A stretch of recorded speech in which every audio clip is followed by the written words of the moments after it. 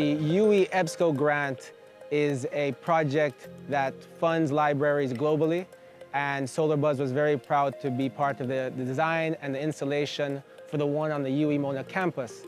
This grant was the first one that EBSCO granted to a library in the Western Hemisphere.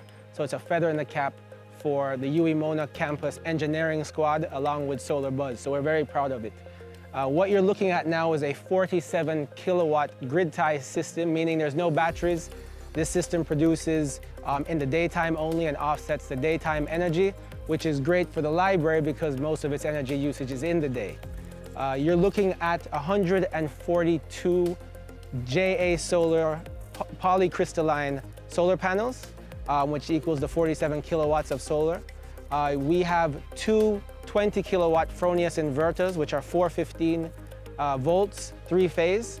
There is a K2 racking system, which is bolted directly to the roof, and we have installed the racking to withstand Category 4 hurricane winds, which is very important because we are obviously in Jamaica, a heavy hurricane zone.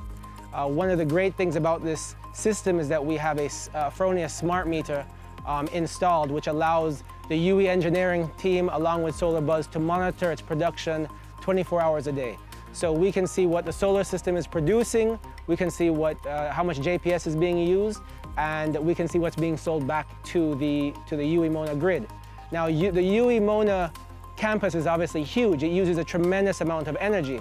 So one of the benefits of this system is that when the solar system is overproducing the energy, meaning when the library is not using all the solar energy that is being produced, the excess energy is going to be sent back to the UE Mona grid to help offset the remaining buildings on the UE Mona campus. When that setting is on, this system will produce 6,000 kilowatt hours of energy per month, which is amazing. One other environmental tidbit is that this system is the equivalent of offsetting 124 barrels of oil per year. So it's a great environmental benefit to UE, to Jamaica, and globally. One of the great things about this project that we were really excited about is that it is also an educational piece.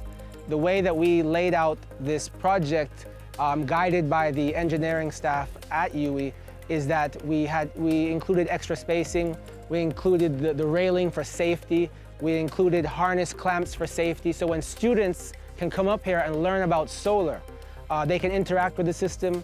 The equipment rooms are labeled, the cables are labeled so that they can learn about solar energy, which is great for the students because obviously solar energy is such a growing field, and it's great for companies like SolarBuzz because we're always looking to hire students who have knowledge and background of solar, so they can come into the company and not have to start learning from the very beginning, but they have some knowledge already. So it's a benefit to both, and we were very proud of that fact that we can provide a system that not only offsets and reduces the carbon footprint for the university, but also helps educate students that may want to work in the field of solar energy. All right, so one of the things that we wanted to really make sure, when we do our installations is that obviously everything is up to code. We are always using licensed electricians for the installation. And as I said before, as an educational piece, we wanted to make sure that things were laid out neatly so that the students could understand and learn more about solar. So this is the DC combiner box where all our wiring is flowing into this box. You can see that the lightning arresters are on the side for lightning protection and surge protection. All the wiring and circuits flow into this box for this array. You will see others around, but as you can tell, we have done this box here for all the panels and wiring to come into.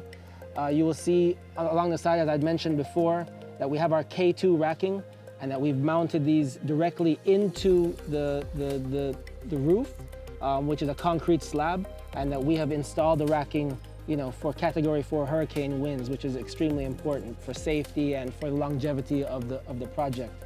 So this is just part of the things that the students can interact with and learn about.